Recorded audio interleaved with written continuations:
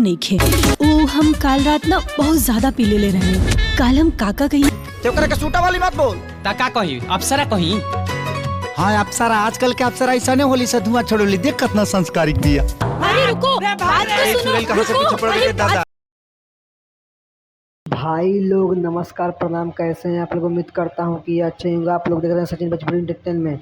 दोस्तों आप सबको बता दूं, trending star superstar Khesari Lal Yadav का एक मूवी का ट्रेलर आया है, जिस मूवी का नाम है प्यार के बंधन। जी हाँ दोस्तों, आप लोग बिल्कुल सही सुने। ये मूवी में काम की है यामिनी सिंह और खेसारी लाल यादव। ये मूवी बहुत ही ज़बरदस्त और मस्त होने वाला है। दोस्तों आप सबको बता दूं, ये एक लव स्टोरी मूवी होने वाला है। आप लोग यामिनी सिंह का लुक इस मूवी में देख ही सकते हैं। यामिनी सिंह का कैसा लुक है। ये मूवी एक और बहुत ही हंस कॉमेडी वाला मूवी जानते हैं आप लोग। खेसारी लाल यादव का मूवी जब मूवी आता है, जब धमाल मचाता है, जिस मूवी का नाम है हमारे प्यार के बंधन।